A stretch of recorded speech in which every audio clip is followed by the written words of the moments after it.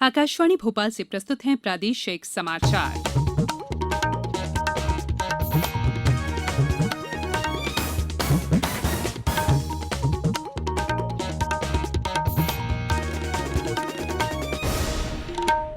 नमस्कार, समाचारों के साथ मैं संयुक्ता बैनर्जी। पहले मुख्य समाचार।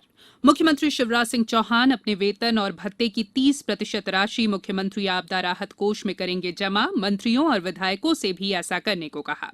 प्रदेश के जेलों में बंदी अपने परिजनों से अब कर सकेंगे ई मुलाकात। प्रधानमंत्री नरेंद्र मोदी कल स्मार्ट इंडिया हैकाथॉन को करेंगे संबोधित। और ईद उल अजहा कल लॉकडाउन और सोशल डिस्टेंसिंग का पालन करते हुए मनाया जाएगा त्योहार। अब समाचार विस्तार से। प्रदेश में कल 1 अगस्त से संकल्प की चेन जोड़ो, संक्रमण की चेन तोड़ो अभियान शुरू होगा।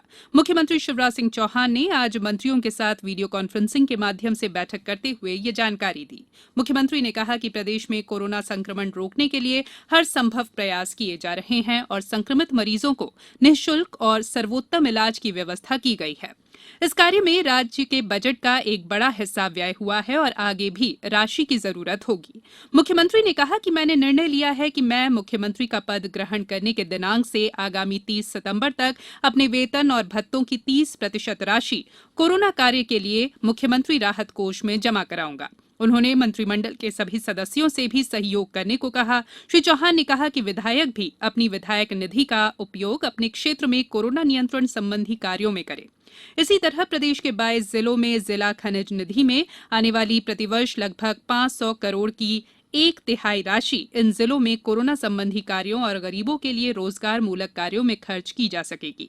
मुख्यमंत्री ने बताया कि 15 अगस्त को आत्मनिर्भर मध्यप्रदेश का रोड मैप प्रदेश की जनता के सामने प्रस्तुत किया जाएगा।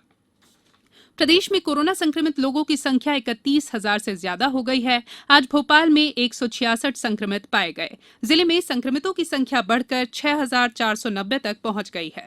वहीं राहत की खबर यह है कि अभी तक पाए गए मरीजों में से 3,900 लोग संक्रमण से मुक्त होकर घर पहुंच गए हैं। इंदौर जिले में कोरोना संक्रमितों की संख्या 7,328 तक पहुंच गई है।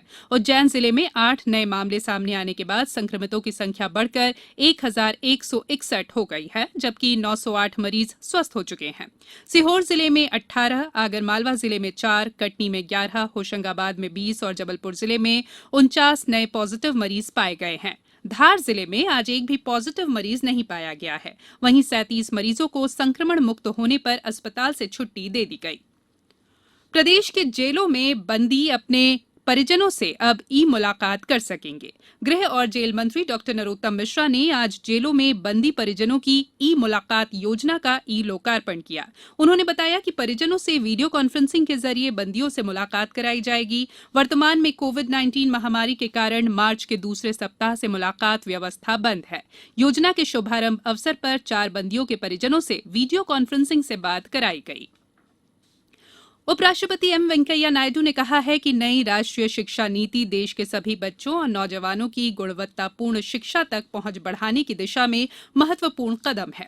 उन्होंने नई शिक्षा नीति को सरकार की मंजूरी मिलने पर प्रसन्नता व्यक्त करते हुए कहा कि मातृभाषा और अनेक भाषाओं के पढ़ाए जाने संबंधी प्रावधान पर जोर दिया जाना भारत की क्षेत्रीय और प्राचीन भाषाओं के प्रति सम्मान और उन्हें महत्व प्रदान करने का प्रतीक है। इससे विद्यार्थियों में समग्र विश्व दृष्टि का विकास करने में मदद मिलेगी।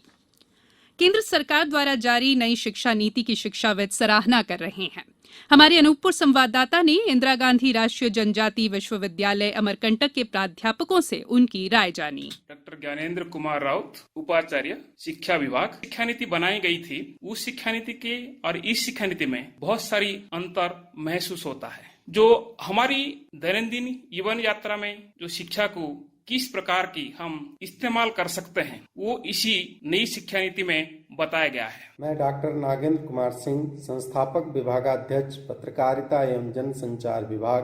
प्रधानमंत्री आदरणीय श्री नरेंद्र मोदी जी का धन्यवाद कि राष्ट्र उन्नति के लिए देश की पहली भारतीय सांस्कृतिक शिक्षा नीति देने का कार्य किया। यह शिक्षा नीति भारतीय परंपराओं के सभी आयामों को परिभाषित और माँ भारती को पुनः परम वैभव के पद पर स्थापित करेगी। मैं doctor Vikas Kumar Singh, head department of computer science. पिछले 3 दशक के बाद भारत देश को नई शिक्षा नीति मिली है। इस मामले में मैं इस बात का भी उल्लेख करना चाहूंगा कि जनजातीय विश्वविद्यालय जो वर्ष 2016 में नई शिक्षा नीति पर अंतर्राष्ट्रीय संगोष्ठी का आयोजन किया था तथा एक विजन डॉक्यूमेंट हमने भारत सरकार को सौंपी थी। ये समाचार आप आकाशवाणी भोपाल से सुन रहे हैं। हमारे समाचारों को अब आप कभी भी और कहीं भी अपनी सुविधा के अनुसार सुन सकते हैं। ये समाचार बुलेटिन यूट्यूब, ट्विटर और फेसबुक पर AIR न्यूज भोपाल पेज पर सुने जा सकते हैं। इसके अलावा आप हमारी वेबसाइट newsonair.com पर या AIR न्यूज ऐप पर भी समाचार सुन सकते हैं। ब्रेक के बाद समाचारों में एक बार फिर आपका स्वागत है। प्रधानमंत्री नरेंद्र मोदी कल अखिल भारतीय तकनीकी शिक्षा परिषद के स्मार्ट इंडिया हैकाथॉन को संबोधित करेंगे। श्री मोदी इस अवसर पर नई राष्ट्रीय शिक्षा नीति पर भी वक्तव्य देंगे। हाल ही में प्रधानमंत्री की अध्यक्षता में केंद्रीय मंत्रिमंडल ने नई राष्ट्रीय शिक्षा नीति 2020 को मंजूरी दी थी। शिक्षा नीति से स्कूली और उच्च शिक्षा के क्षेत्र में व्यापक और क्रांतिकारी सुधारों का मार्ग प्रशस्त हुआ है। ये 34 वर्ष पुरानी राष्ट्रीय शिक्षा नीति 1986 का स्थान लेगी। अल्पसंख्यक मामलों के मंत्री मुख्तार अब्बास नकवी ने आज कहा कि मुस्लिम महिलाओं के अधिकारों के संरक्षण के लिए नया विवाह अधिनियम लागू होने के बाद 3 तलाक के मामलों में भारी कमी आई है। इस कानून के लागू होने के 1 साल पूरे होने के मौके पर देश भर की मुस्लिम महिलाओं को संबोधित करते हुए श्री नकवी ने कहा कि केंद्र की वर्तमान सरकार ने 3 तलाक को अपराध घोषित किया। इससे मुस्लिम महिलाओं में आत्मनिर्भरता और आत्मविश्वास बढ़ा है। प्रदेश कांग्रेस अध्यक्ष और पूर्व मुख्यमंत्री कमलनाथ ने आज एक ट्वीट के जरिए कहा है कि मैं अयोध्या में राम मंदिर निर्माण का स्वागत करता हूं। देशवासियों को इसकी बहुत दिनों से अपेक्षा और आकांक्षा थी। राम मंदिर का निर्माण हर भारतवासी की सहमति से हो रहा है। ये सिर्फ भारत में संभव है। इंदौर में क्षेत्रीय लोक संपर्क ब्यूरो द्वारा आज कोरोना, वर्षा जनित बीमारियों और आयुर्वेद विषय पर वेबिनार का आयोजन किया गया। इस दौरान इंदौर के शासकीय अष्टांग आयुर्वेद महाविद्यालय के सहायक प्राध्यापक डॉ शिरीष श्रीवास्तव ने कोरोना संक्रमण की रोकथाम के लिए घरेलू स्तर पर रोग प्रतिरोधक क्षमता बढ़ाने के बारे में बताया। वहीं क्षेत्रीय लोक संपर्क ब्यूरो, सूचना एवं प्रसारण मंत्रालय की सागर इकाई द्वारा भोपाल शहर के विभिन्न क्षेत्रों में कोरोना महामारी के लक्षण तथा बचाव पर प्रचार प्रसार किया जा रहा है। ईद उल अजहा का त्योहार कल प्रदेश भर में मनाया जाएगा। इस उपलक्ष्य पर भोपाल शहर काजी सहित तमाम मुस्लिम धर्म गुरुओं ने लॉकडाउन और सोशल डिस्टेंसिंग का पालन करते हुए ईद मनाने की अपील की है। वहीं कानून और सुरक्षा के व्यापक इंतजाम किए गए हैं। शहरी क्षेत्रों में नगरीय निकायों द्वारा साफ सफाई की व्यवस्था की गई है। मुख्यमंत्री शिवराज सिंह चौहान सहित अन्य नेताओं ने ईद की बधाई देते हुए त्योहार को सौहार्द और भाईचारे के साथ मनाए जाने की अपील की है।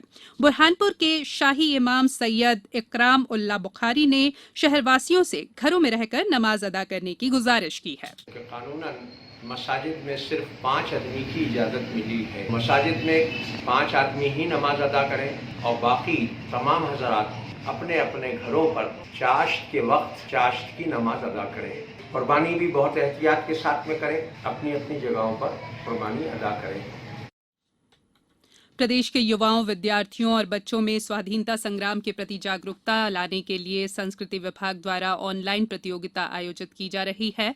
प्रविष्टि भेजने के लिए अंतिम तिथि 15 अगस्त है। संस्कृति मंत्री उषा ठाकुर ने बताया है कि विभाग द्वारा आयोजित इन प्रतियोगिताओं में 48 विजेताओं में 1,79,000 रुपए के पुरस्कार दिए जाएंगे। अब कुछ समाचार संक्षेप में। महिला एवं बाल विकास मंत्री इमरती देवी कल 1 अगस्त को ग्वालियर से विश्व स्तनपान सप्ताह का ऑनलाइन शुभारंभ करेंगी। साथ ही इस अवसर पर आयोजित वेबिनार में भी वे शामिल होंगी। इंदौर और कटनी सहित कई शहरों में आज वार्डों के आरक्षण की प्रक्रिया संपन्न हो गई है। आगरमालवा जिले में स्तनपान सप्ताह के दौरान आंगनवाड़ी कार्यकर्ता यूट्यूब के जरिए जुड़ेंगी। प्रदेश भर में कल से गौ, भैंस, वंशीय पशुओं का टीकाकरण अभियान शुरू होगा। NADCP योजना में 2 करोड़ 90 लाख पशुओं को टैग लगाए जाने हैं। और पंचायत एवं ग्रामीण विकास मंत्री महेंद्र सिंह सिसोदिया ने कहा है कि गुना के पास स्थित राम टेकरी पहाड़ी को पर्यटक स्थल के रूप में विकसित किया जाएगा। अंत में बुलेटिन के मुख्य समाचार एक बार फिर।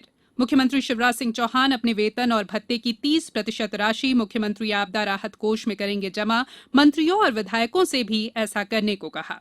प्रदेश के जेलों में बंदी अपने परिजनों से अब कर सकेंगे ई मुलाकात। प्रधानमंत्री नरेंद्र मोदी कल स्मार्ट इंडिया हैकाथॉन को करेंगे संबोधित और ईद उल अजहा कल। लॉकडाउन और सोशल डिस्टेंसिंग का पालन करते हुए मनाया जाएगा त्योहार। इस बुलेटिन में इतना ही। घर में रहिए, सुरक्षित रहिए और सुनते रहिए आकाशवाणी। नमस्कार।